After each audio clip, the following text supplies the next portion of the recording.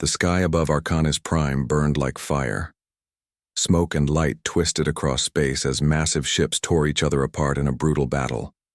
Flames burst from shattered hulls, and pieces of metal drifted silently into the void. What had once been the pride of the Alliance's Fifth Fleet was now a graveyard of drifting corpses and broken machines. In the center of the destruction, untouched and floating like a dark omen, was a single ship. It was jet black, sharp like a blade, and silent as death. The Eclipse Serpent, a ship feared across the stars. The stories were endless. She appeared, without warning. She left nothing behind. Entire colonies vanished, their worlds left cold and lifeless. No enemy had ever stopped her. No battle had ever gone in their favor. She was more than a legend. She was a curse. They called her the Black Empress, the Void Witch, the Queen of the End. But no one knew her real name. No one had spoken to her and lived. She never explained why she attacked. She gave no warnings. No one had ever seen her face, only the moments before death. Across the galaxy, her presence was enough to make planets surrender without a shot fired. Now she had come to Arcanis Prime, one of the last defense points before the Sol system, and she was tearing it apart, not with fleets but alone. Her weapons bent space itself. Her drones moved faster than light. Her systems couldn't be jammed or tracked. She didn't fire a shot more than needed. It was cold. It was exact. It was terrifying. In the middle of this chaos, inside a ship barely holding together, stood a man, Commander Elias Ward, captain of Earth's last long-range cruiser, the Valkyrie Dawn. The ship was old, its hull scarred from years of patrols.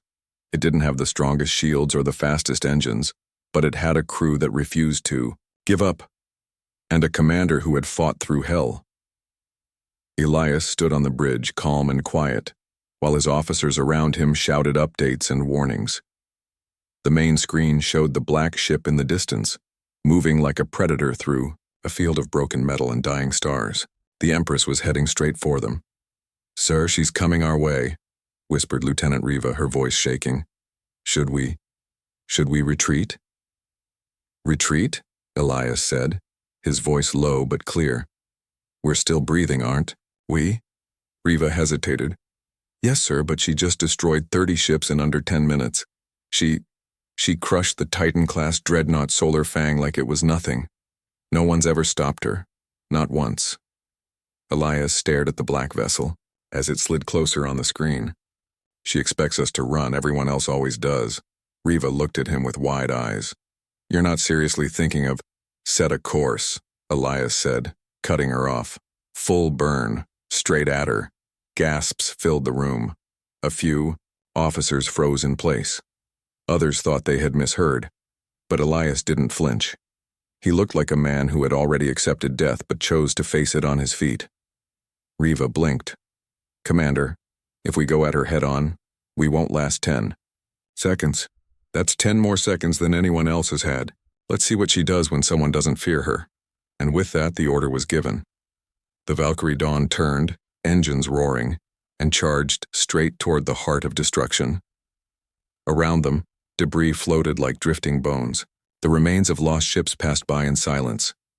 But the crew of the Valkyrie didn't break. They were afraid, of course they were, but they moved with purpose. They were human, after all. Born on a world that taught them to survive against impossible odds, a world that had hurricanes, earthquakes, floods, and fire.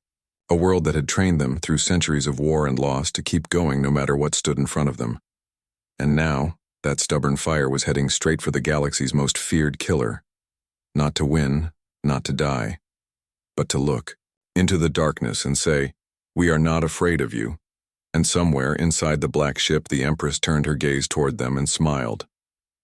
The Valkyrie Dawn sliced through the wreckage field like a defiant arrow, its engines blazing against the black of space. Inside, the crew braced for the impossible. The lights flickered, systems groaned, and the ship's old metal bones creaked with every maneuver, but no one faltered. Commander Elias Ward stood firm, hands behind his back, eyes locked on the sleek nightmare ahead. The Empress's ship. The eclipse serpent didn't react at first. It hung in space like a god watching insects crawl toward it. No weapons fired. No shields flared. Just cold, perfect silence. As the distance between them closed, something strange happened. Instead of opening fire, the enemy vessel pulsed with a strange violet glow, and then, a signal. It wasn't a hack or a virus, it was a request, a direct hailing frequency. For the first time in recorded history, the Empress was asking to speak.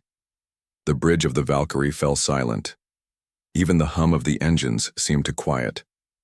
Elias gave a slow nod and the call opened. The screen flickered and then she appeared. Not a monster, not a machine, but a woman. Tall, regal, otherworldly. Her skin shimmered like polished obsidian. Her eyes glowed with stars. Her hair floated like shadow in water. She wore no crown, no armor, but power rolled off her like waves. She stared straight at Elias, unblinking. Her voice, when it came, was calm and smooth, but carried a weight that made even the air feel heavier. "Everyone fears me," she said. "So why don't you, human?" The question hung in the air like a blade. Elias didn't flinch. He didn't lower his eyes.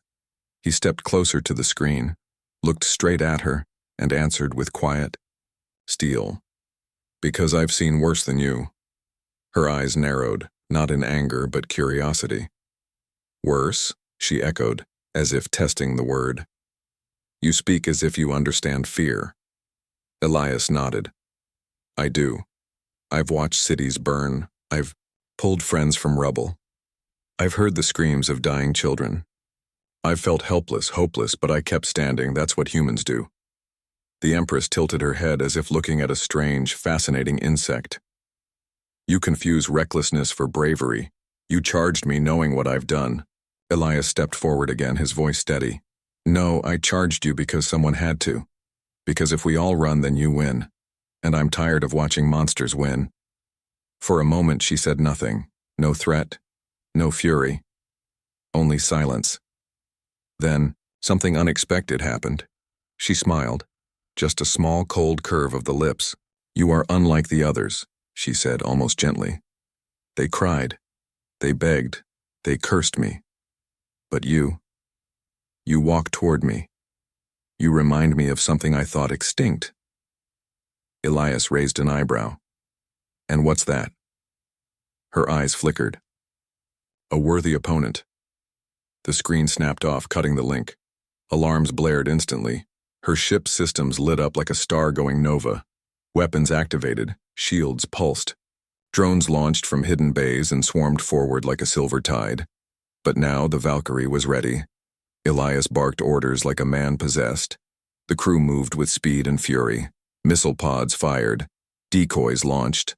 Electronic countermeasures danced across space like fireflies. The Valkyrie didn't match the serpent in size or strength, but it moved like a cornered animal. Fast, wild, and desperate. The drones struck first, slamming into the shields in waves. The old cruiser shook.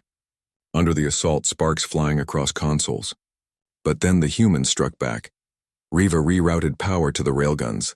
Gunnery Officer Tan locked onto weak points using heat traces. The first drone exploded, then another, then 5 more. The Empress watched from her throne-like command deck, her face unreadable. Most races crumbled within moments of her assault. But these humans, this Elias, were fighting like it was their last breath. Not for glory, not for fame, but because they refused to kneel. A strange feeling stirred in her chest. Not anger, not hate. Something she hadn't felt in centuries. Doubt. And in the heat of that brutal exchange, Elias knew something vital. She wasn't just testing their ship. She was testing him. And for the first time, the galaxy's deadliest killer wasn't sure if she could break the human will. The battle raged like a storm in space, but deep inside the Valkyrie dawn, something more dangerous than weapons was happening. Ideas were taking root. Commander Elias Ward wasn't just fighting with missiles and shields now. He was watching, learning, thinking. Every move the Empress made told him something. She didn't waste energy. Her attacks came in patterns. Her drones moved like they were part of her mind, Fast, perfect, in sync.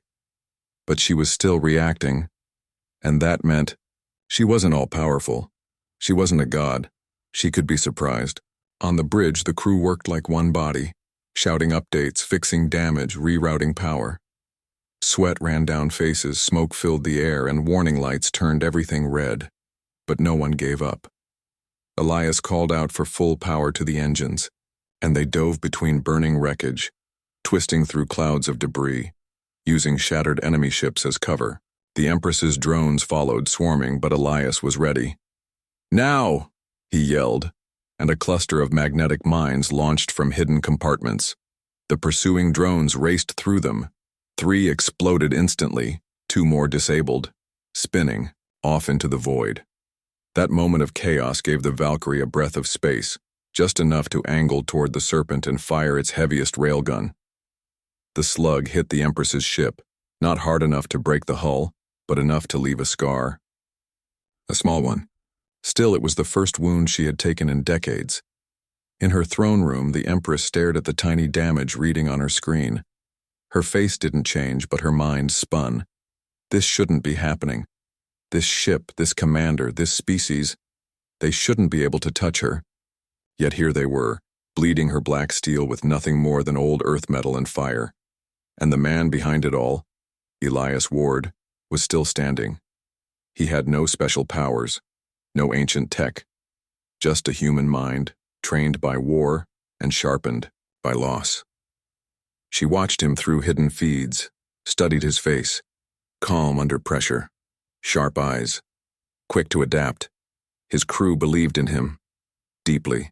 They followed him because they wanted to, not because they feared him. That was rare, dangerous, and for the first time in over a century, the Empress felt something strange. Not anger, not pain. Respect.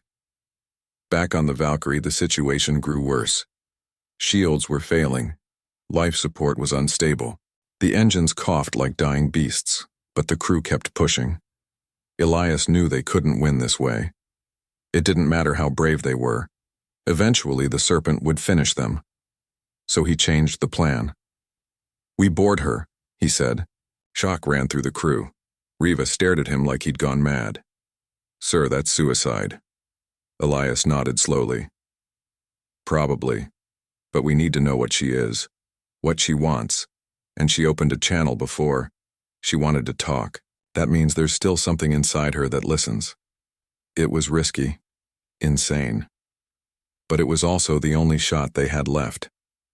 The tech team scrambled to patch together a boarding shuttle, using whatever scrap and parts they could find. The pilot, a young man named Jules, volunteered without a word. He just nodded once, strapped in, and waited. Elias stepped aboard with 3 others, Riva, Tan, and Dr. Mira, their science officer. The shuttle launched under heavy fire, weaving between energy bolts and spinning wreckage. The Valkyrie drew the Empress's attention by firing everything. It had left. Missiles, plasma bursts, decoys. It was a dying scream, but it worked. The shuttle made it.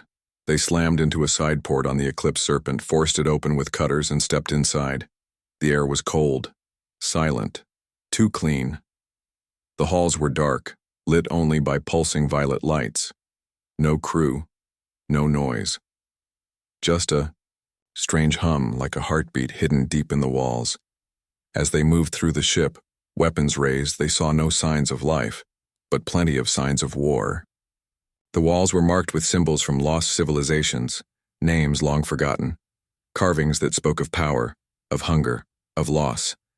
And then they reached the central chamber. There she stood, the Empress, waiting, calm, alone. No guards, no weapons, in hand. Just her, bathed in violet light.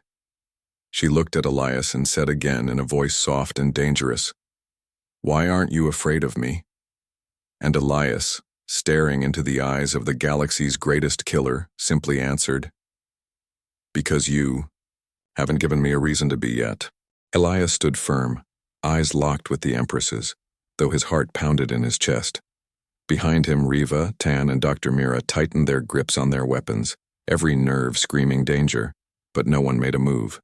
The Empress tilted her head slightly, studying Elias with the same focus one might use to inspect a strange and dangerous animal. Her skin shimmered like liquid metal, her eyes glowing with faint violet light that pulsed in rhythm with the thrum of her ship. "You are not like the others," she said, her voice echoing through the chamber without needing to be loud. "They screamed, they begged, they burned. But you speak." Elias didn't blink. "I didn't come to beg. I came to understand. You've crushed entire empires, brought down fleets with a thought, but you didn't destroy us right away. You waited. You watched. Why?" The Empress stepped down from her raised platform, each movement fluid, almost like she floated rather than walked. "Because humanity is curious, different. You were not part of the old war. You rose while others fell. And yet, you stare at me without fear. I find it interesting." The word tasted foreign on her tongue. Behind Elias, Riva muttered, under her breath, "She's playing with us." But Elias raised a hand to silence her. "We're not here to play. You wanted something. What is it?" The Empress circled him now, her presence cold and heavy, like gravity itself bent around her. "Long ago," she said, "before I ruled the void, I was created, forged for war. My mind holds the memories of 1,000 species, their knowledge, their weapons, their pain. I was the end they all feared, and in the silence that followed I remained. But now, I feel it fading. The hunger, the purpose. I thought I had conquered everything. Then you came." She stopped in front of Elias again. "You remind me of what I was before the fire." A strange silence fell between them. Not just a pause in sound, but something deeper, like the room itself held its breath. Elias lowered, his weapon just slightly. "You were made, not born?" She nodded once. "I was the final weapon, a fusion of mind and machine. My creators died in their own fire. I inherited their throne." Elias stepped closer. "Then maybe it's time to choose something else you don't have to keep destroying. You could let this end." Her expression darkened. "And what would I be then? A ghost? A relic with no purpose?" "No," Elias said. "You'd be something your creators never planned. Free." The word struck something in her. Her eyes dimmed just a little. The hum of the ship faltered. Behind Elias, Mira whispered, "Commander, this is impossible." She's listening. But it wasn't impossible, it was human. The ability to speak, to reach, even in the heart of death itself, that was what made them dangerous. Not weapons, not strength, but defiance that spoke in hope, even when hope had no right to exist. Then, the moment shattered. A blast shook the ship. A signal came through their earpieces. Valkyrie Dawn was taking heavy fire. The Empress looked away, distant. "Your ship is dying." Elias raised his voice. "Stop it. Call them off." She hesitated. A flicker of emotion passed through her eyes. Hesitation, pain, memory. It was hard to tell, but she raised one hand and the tremors stopped. "They will hold," she said. "For now." Elias let out a slow breath. He had no idea how long this truce would last. Maybe minutes, maybe seconds, but it was a start. "Let's talk," he said. "Not as enemies, just beings." She looked at him again, softer now. "Everyone feared me," she whispered. "Not as a threat, but as a wound. So why don't you, human?" Elias's voice was steady. "Because fear keeps you from seeing what's left inside someone. And I think there's still something human in you." The Empress stared at him for a long time. Then she turned, gestured for them to follow. "Then come. If you truly wish to understand, I will show you the heart of the serpent." And together, They walked deeper into the ancient ship, into a story buried under centuries of silence, war, and forgotten dreams. The corridors twisted like the veins of some sleeping giant, pulsing dimly with blue and violet light, as Elias followed the Empress deeper into the heart of her ship. Riva, Tan, and Dr. Mira moved behind him, weapons low but ready, eyes sharp. The walls around them weren't metal, not fully. They pulsed like they were alive, humming with energy and memories long buried. The deeper they went, the colder it got, and the quieter. Even the ship seemed to fear the path they now walked. This place, the Empress said softly, was once the center of a great empire. It birthed weapons, ideas, horrors. I was the last of them. Elias looked around, trying to understand the scale of what he was seeing. Massive archways curved above them, carved with alien symbols, some flickering faintly like ancient stars. Why bring us here, he asked. Because this is where I began, she said, and if I am to end, it must be here too. Mira glanced at Elias, alarmed. Commander, is she planning to— Shh, Elias muttered. He didn't think. The Empress meant to kill them. Not yet, not unless they gave her reason. They arrived at a great chamber, an open sphere, suspended in the middle of the ship. At the center floated a massive glowing structure, half organic, half machine, beating slowly like a heart. It was silent, but alive. This is the core, the Empress said, stepping forward, her voice low. It holds the consciousness of my creators, billions of thoughts fused into one mind. It guided me, controlled me. I thought it was destroyed, but it remains. Barely. The team stared at it, unsure whether to feel awe or terror. It speaks still? Elias asked. In fragments, she replied. It no longer commands me, but it whispers, it remembers. Slowly, she reached out toward the core. A surge of light passed from it into her, and her body shuddered with the force. Images flickered across the walls, flashes of war, stars falling, fleets burning, species crying out before being silenced. Forever. This is what I did, she whispered. This is what I was made for. Her voice cracked, not with weakness, but with something far older. Grief. Elias stepped beside her. But you're not that anymore. You stopped the attack. You let us speak. You brought us here. She turned to him, eyes glowing brighter now. What if I could end it all? She asked. Shut this core down. Silence the last voice of war forever. What would happen then? Tan spoke up. You'd be free. But what about the systems depending on it? The ships, the soldiers out there, they'd go wild, right? The Empress nodded. Chaos. Many would fall, but the voice would finally end. Mira looked at Elias. It's a risk, a huge one. We'd be ending one threat and unleashing a dozen more. Elias frowned. He looked at the Empress. What about you? Would you survive without the core? She hesitated. I don't know. It was always part of me. If it dies, I may fade. The room went quiet. For once, even the core pulsed softly, like it too was listening. You're afraid, Elias said gently. Not of us. Of being alone. She looked at him. Not angry. Not defensive. Just silent. Then she nodded. Yes. A tremor shook the ship. A signal came through. Enemy reinforcements approaching the Valkyrie. Dawn. Time was running out. Elias turned to his team. We don't get a second chance. If she's willing to shut the core down, we help her. But we prepare for the fallout. Tan, prep our override protocols. Mira, tie into her systems. Riva, you stay on Overwatch.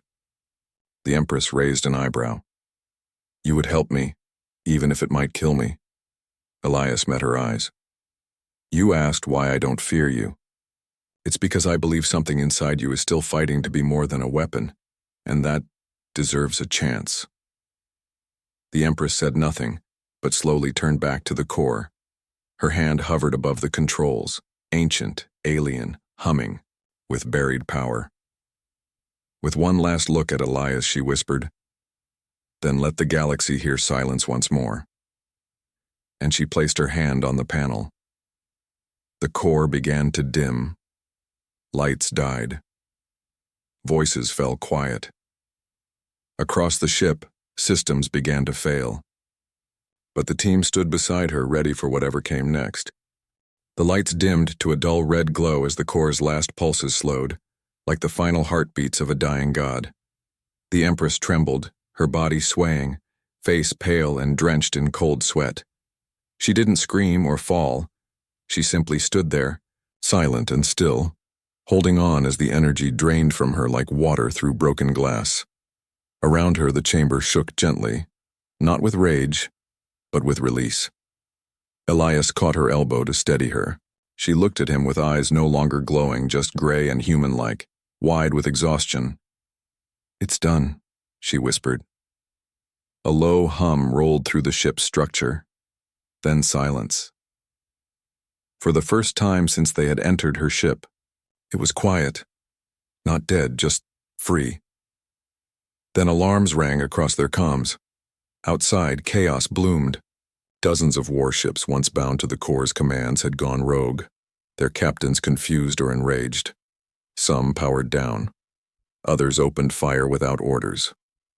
The Valkyrie Dawn was in the middle of it all, dodging blasts, trying to protect their position while calling for extraction. The comms buzzed with panic, orders, screams.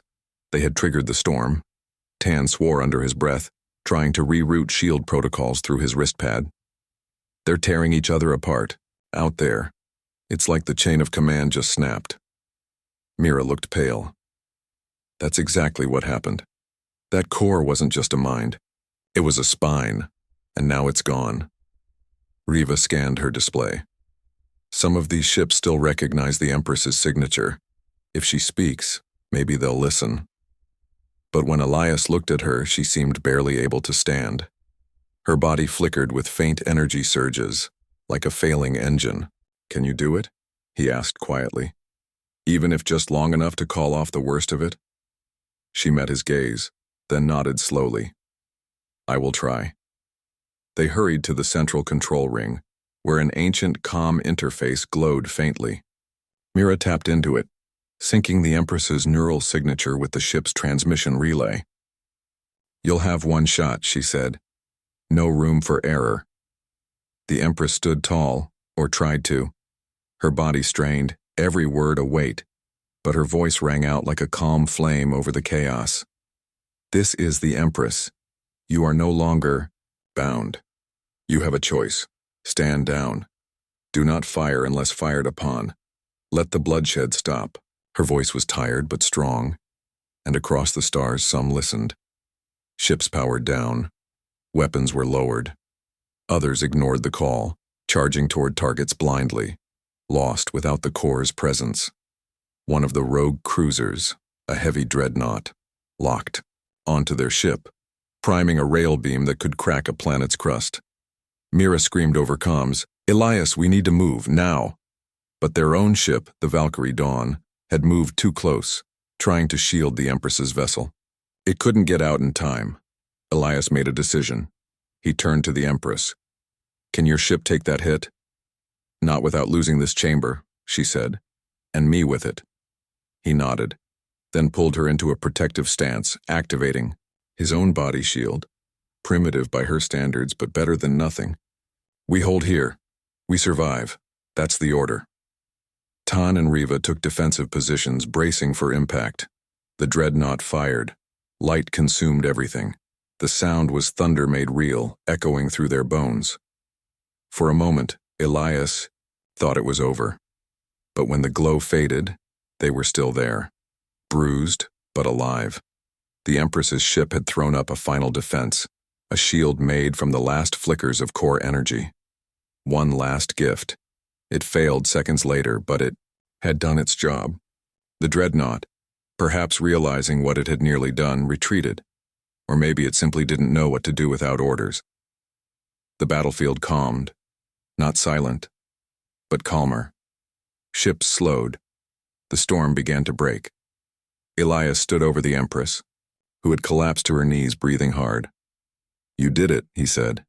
"You saved lives today." She looked up at him, weak but still proud. "I was built to end life, but I chose not to." He smiled. "And that's why I never feared you." Around them, the ship hummed with the quiet of peace. Not the kind written in treaties, but the kind forged in choices. And hers had just saved a galaxy. The stars outside had stopped flickering with weapons fire, but tension still pressed heavy across the fleet. Ships drifted like stunned animals, unsure whether to strike or flee. On the bridge of the Empress's ship, Elias stood with his team, watching as signals from hundreds of vessels poured in. Some were calling for orders, others begging for help, and a few warning of new threats. The Empress sat quietly in the command chair, her skin pale, hair dim, eyes haunted by what she had done and undone. The Corps' grip was gone, its commands erased, but that left a hole in the chain of power. The question now echoed across the stars. Who would fill it? "We've got two factions trying to declare war on each other already," Riva muttered, checking her tablet. "The Zorak say the humans triggered a machine collapse. The Drenari blame us for disabling the core and ruining the balance." "Typical," Tan growled. "They followed a monster for decades, but now that it's quiet, they're scared of peace." Mira looked to Elias. "We need to speak, not fight. If someone doesn't step up and make sense of this, it'll all fall apart." The Empress stirred. "Then let me speak." Her voice was steady, though her body still shook. "They won't listen to you.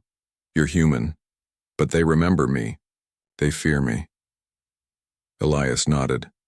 "Which is why they'll listen if you say you're with us." She looked at him, confused. "With you?" "Yes," Elias said. "Not as an overlord, not as a weapon, but as someone who wants the galaxy to survive this." A long silence passed. Then slowly she stood. "Then I will speak." The broadcast reached over 10 systems, stretching past battle lines and broken command chains. The Empress appeared not as the glowing goddess of fear they once knew, but tired, calm, and real. Her voice echoed through ships and homes, bases and ruins. "I was once your ruler," she said. "I ruled with terror. I crushed rebellion. I silenced doubt. But I was never free. I was made to control, and I was controlled in return. That control is gone." She paused, letting that weight settle across the stars. "Some of you want war. Some want revenge. I ask for neither. I ask you to look beyond the fear. You have a choice now. You can choose to rise. Or you can fall apart. I choose to rise, with the humans. They saved me. And now, I will help save you." The silence that followed was deep and long. For a moment, it seemed like nothing would change. Then signals started to come in. Not from military command posts or power-hungry leaders, but from captains, merchants, medics, even scavengers. Ships blinking green in agreement. A choice made not through fear, but hope. The Empress turned to Elias. "They're listening." "That's a start," he said, but not everyone agreed. A spike of red lit the map. A rogue commander, one of the last war zealots loyal to the Corps' broken vision, was rallying ships for a final strike. "He's coming here," Mira said. 30 ships, heavy cruisers. He wants to end this before peace gets too loud." "Then we stop him," Elias said. Riva frowned. "With what?" "We're surrounded by half-damaged fleets and lost command lines." Elias stared at the map. "We show them what unity looks like. We call everyone. We make our stand right here." Messages were sent. Human fleets moved. Alien ships, confused, hesitant but willing, joined formation. For the first time in decades, species that once feared each other stood side by side. The rogue fleet came in fast, lights bright, weapons hot, but the defenders were ready. When the first shots were fired, they were met by a wall of resistance, not perfect, not clean, but determined. The battle above the Empress's ship became a storm of fire and purpose. Ships exploded. Fighters screamed through space. The rogue fleet pressed hard, but the unity they faced was stronger than their fury. And for every ship they struck down, two more came to fill the space. Elias's voice rang through the comms. This is not the old world. This is the beginning of something better. Hold the line. The Empress watched the chaos unfold, then spoke once more. He gave me a reason to believe. Now I give you one. Fight for the peace you never thought was possible. The final blow came when a human vessel rammed the lead rogue cruiser, disabling it and causing the rest to scatter. The fleet crumbled. The battle was over. For now. On the bridge, Elias exhaled, sweat clinging to his skin. He looked at the Empress. You were right. They feared you. But they followed us. She looked down at her hands. I never wanted to be followed again. Then walk beside us, Elias said. The galaxy needs a guide, not a ruler. And slowly she smiled, soft and strange, like a new dawn breaking. The stars looked different now. Not because they had changed, but because the people watching them had. Where once there was silence ruled by fear, now there was noise. Voices from across worlds, speaking, arguing, laughing, planning. It wasn't perfect, but it was alive.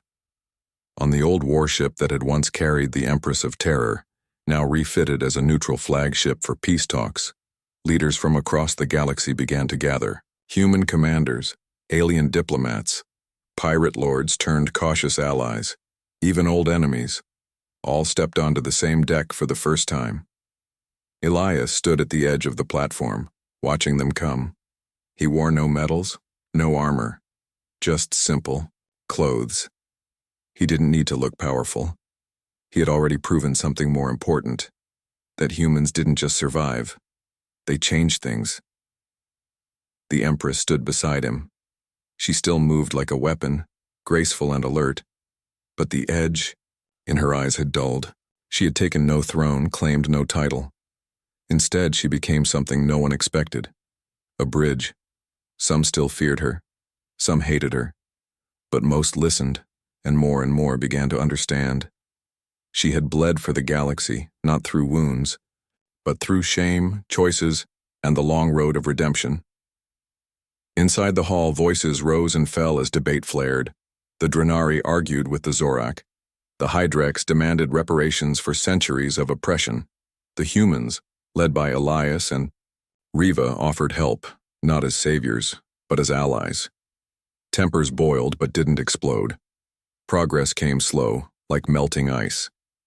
Everyone waited for someone to break first, and then the Empress stood and spoke. Her voice carried across the chamber, not loud, but calm and sharp. You want answers. You want justice. You want safety. I cannot give those things to you anymore. I was built to rule, but I am choosing to walk away from that path. Because one human looked at me, not with fear, but with kindness, and it broke everything I knew. Her eyes scanned the crowd. If we keep living in fear, the galaxy will never change. If we want peace, we have to build it ourselves, together. The room stayed silent for a long moment. Then slowly, voices of agreement began to ripple out. Not all at once, not from everyone, but enough. After the summit ended, Elias walked with her through the long hallway of the ship. Workers moved around them, humans and aliens working side by side to clean, repair, rebuild. So this is it? She asked. Peace? It's a start, Elias replied. It'll break a few times, maybe even burn. But yeah, it's a start. She looked up at him. And what about us? He smiled slightly. You're still the most feared being in half the systems. But not by you, she said. No, Elias replied. Not by me. She nodded slowly. That question still haunts me sometimes. Why weren't you afraid of me? Because fear is easy, he said. But hope? That's a fight worth picking. She laughed softly. It was the first time he'd ever heard that sound from her. It didn't sound dangerous. It sounded free. In the weeks that followed, the galaxy did not become perfect. Skirmishes flared, old wounds reopened. But new things also took root. Schools, where species once divided now learned together. Patrol ships that carried mixed crews. Hospitals rebuilt on war-torn moons by hands of many kinds. Peace wasn't a gift. It was a constant struggle. But now, for the first time, it was a shared one. Elias eventually returned to Earth, not as a hero, but as someone tired and changed. He didn't seek fame. He walked among his people quietly, knowing he had helped turn the tide of something vast. The Empress did not go with him. She traveled the stars instead, not as a ruler, but as a seeker, visiting the ruins she once caused, helping worlds recover, one piece at a time. She never claimed forgiveness, only responsibility, and that was enough for most. There were still whispers about the human who saved the galaxy with a kind stare, and the alien queen who gave up everything to walk a better path. Some doubted the story. Some feared its truth. But those who lived through it remembered. They remembered how the stars lit with war, and how a single moment, when one human refused to fear, lit the way out. Not with power, but with hope.